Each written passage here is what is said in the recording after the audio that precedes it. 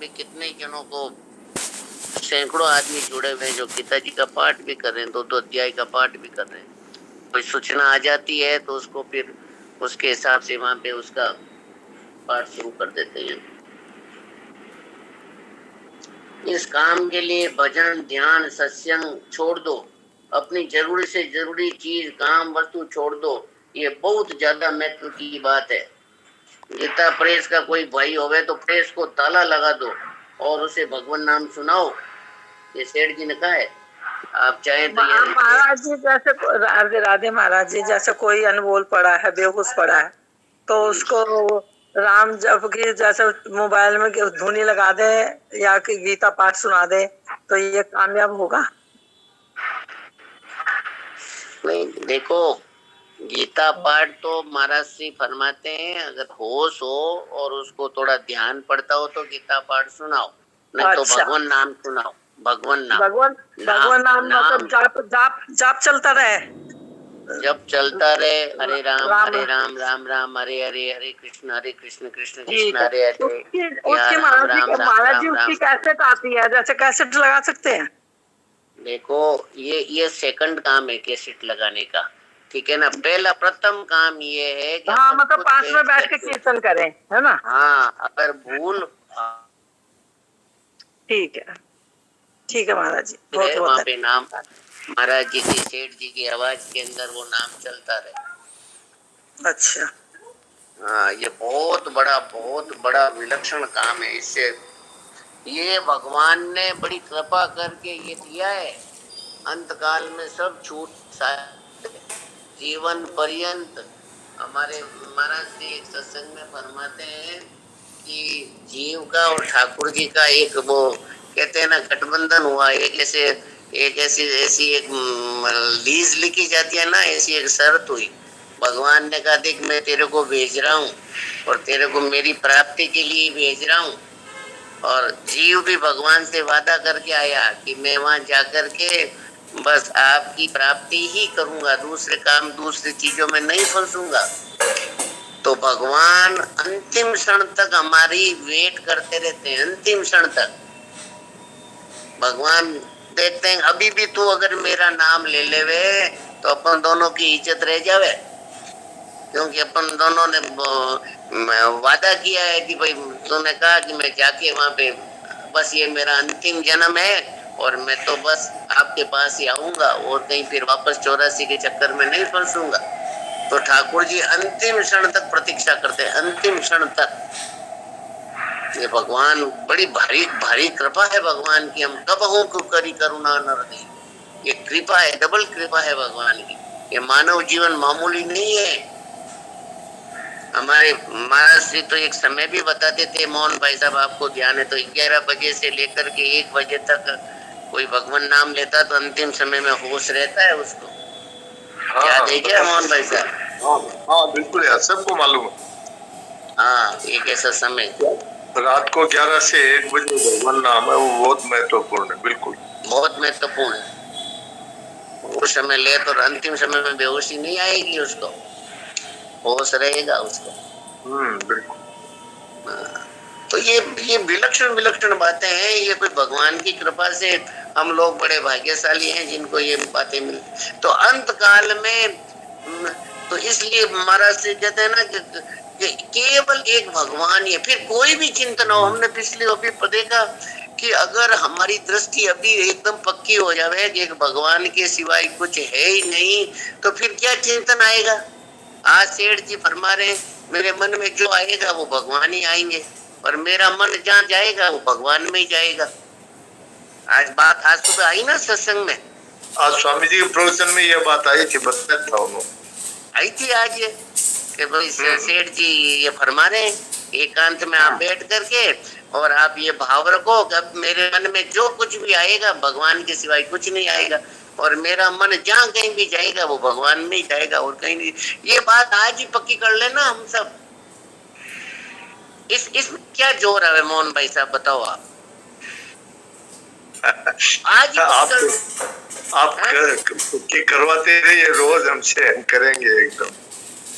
वही अब मेरे मन में जो कुछ भी आवे भगवान ही आएंगे, मेरा मन जहाँ कहीं जाएगा भगवान। अब अंतिम समय कभी भी आ जाओ ना, क्या फर्क पड़ गया, कभी भी अंतिम समय आओ, हमारे कोई भी चिंतन हो, भगवान का ही चिंतन होगा, दूसरा चिंतन होगा ही नहीं। मेरे मन में भगवान के सिवाय कुछ आता ही नहीं, मेरा मन भगवान के सिवाय कहीं जाता ही नहीं। जो कुछ भी आता है मेरे, पेड़ पौधे, व्यक्ति, वस्तु, कोई कल्पना, कोई भी चिंतन आता है, वो भगवान ही उस रूप में आते हैं। जय हो, बहुत बढ़िया। और आप बताओ मोहन, कितनी सरल महापुरुषों ने कैसी कृपा कर दी, बताओ आप। कोई कृपा का कोई पार नहीं है। अगर ये दृष्टि हमारी जाती नहीं जावे तो ये लगेगा और क्या क्या उन्होंने कितना हमारे लिए कर दिया, बताओ। सारी चीजें उन्होंने अलग रख दी, केवल बस अरे ये तो कर लो कम से, ये आज, ये अभी अभी विचार कर लो ना, इसमें देरी किस बात की, इसमें आड़ क्यों लगानी, इसमें आड़ किस बात की। मेरे मन में जो कुछ भी आवे भगवान ही आते हैं, मेरा मन जहाँ कहीं भी जाता है भगवान में ही जाता है। अब बताओ अब क्या बाकी रहा, अब अभी मर जाओ ना, क्या फर्क पड़ गया, अभी मर जाओ, भगवान की प्राप्ति होगी। और जाएंगे कहाँ पे, भगवान का ही चिंतन होगा, और जाएगा कहाँ पे, बताओ आप। जो आएगा वो भगवान ही आएंगे। कितना विलक्षण सूत्र, कितना आध्यात्मिक जगत में जो आविष्कार हमारे महापुरुषों ने किया है ना, वो बड़े कहना चाहिए कि क्या कहें उनके लिए, बताओ आप। हमारी पीढ़ियां, हम उनके ऋणी हो गए, बताओ आप। कितने उन्होंने ऐसे ऐसे फॉर्मूले, आप इतिहास उठा करके देख लो, कहीं मिलते होते ऐसे फॉर्मूले, बता दो आप मुझे, जो हमारे महापुरुषों ने अभी अभी रखे ऐसे फॉर्मूले, इतिहास उठा करके देख लो, अपने मिलते हो। बहुत बढ़िया बात आपने बताई। एक बार केशवराम जी से, स्वामी जी महाराज से केशवराम जी अग्रवाल की बातचीत हो रही थी, तो उन्होंने बताया, गीता का उदाहरण दे कि महाराज जी कायदा तो ये है, स्वामी जी ने कहा आप कायदा को रखो पास में, मैं फायदे की बात बताता हूँ, ये समझ लो। तो उन्होंने कहा महाराज जी ठीक है, माथा झुका दी, आपकी ठीक है। तो जो सेठ जी ने, स्वामी जी ने, भाई जी ने, शरणानंद जी ने जो बातें हमको बताई हैं, ये शास्त्रों से ऊपर की बातें है।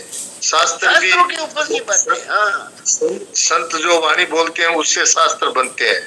तो ये हमारे जो महाराज सेठ जी ने जो बातें बताई हैं, ये सब तत्काल होने वाली बात है। जो आप तत्काल की बात करते हैं वही होने वाली बातें है। तत्काल मोहन भाई साहब, हमारे महापुरुष तो ऐसी, क्योंकि उन्हें मालूम है कि हम जिस वातावरण में रहते हैं, जिन परिस्थितियों में रहते हैं, हम कहाँ भरत महाराज की तरह के कहाँ तपस्या करेंगे, कैसे करेंगे, अभी कहाँ जाएंगे, किधर जाएंगे, कहाँ रहेंगे।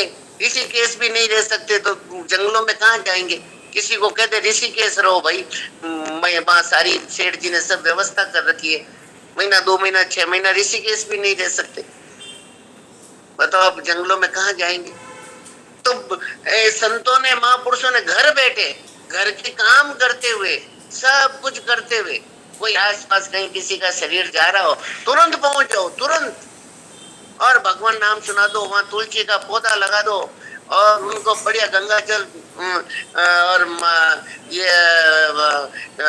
ब्रजरज और जगन्नाथ जी का प्रसाद। आप देखो, गंगा जल कहते हैं, गंगा जल हमने तो ज्यादा सुना, पर 24 घंटे के अंदर, अभी आपने गंगा जल दे दिया, 24 घंटे के अंदर अगर शरीर जाता है तो यमराज उसको हाथ नहीं लगा सकते, ऐसा गंगा जल का प्रभाव है। आप जब भी घर से बाहर निकलो, गंगा जल का आचमन करके निकलो। देखो आप, कैसी कैसी कृपा है, कोई कृपा का कोई पार नहीं है। इतनी विलक्षण कृपा कर दी, बताओ आप। हमने तो प्रत्यक्ष, भाई साहब आपको क्या कहे, ऐसा कई जगह जाने का परम सेवा में काम पड़ता है, भगवान की कृपा से हमने देखा है जीव को। बस कई जगह ठाकुर जी की कृपा से ऐसा मौका मिला, जहाँ शरीर, हमने संजीवनी को बुलाया, वहां पे एक जगह थी, एक बाई का कैंसर था और वहाँ भगवान नाम हो रहा था। हमने उनके पिताजी को कहा संजीवनी है क्या आपके घर में, है संजीवनी, तो मैंने कहा लाओ संजीवनी। संजीवनी लाके उसके जो छाती पे रखी और उनको कहा देख स्वामी जी महाराज आ गए तेरे को लेने के लिए। स्वामी जी आ गए और तुरंत शरीर छोड़ दिया, हाथों हाथ शरीर छोड़ दिया। हमने हमारी आंखों के सामने हमने देखा। रामोत्तर जी, हाँ एक समय बहन हो गया। पद भजन सुनाना चाहती है और आपकी उपस्थिति में चाहती है। हाँ सुनाओ सुनाओ सुनाओ सा सुनाओ। हाँ तो ममता अग्रवाल जी, हाँ अब ममता एक जी दिन से पहले कह रहे थे हाँ तो जी, आज वो सौंप दिए मन प्राण रह गया था, वो भाई जी को पसंद है ना, मैं सब सुना सुनाओ देती हूँ। सुनाओ सुनाओ सुनाओ, बहुत अच्छा पद जी सुनाओ। जी।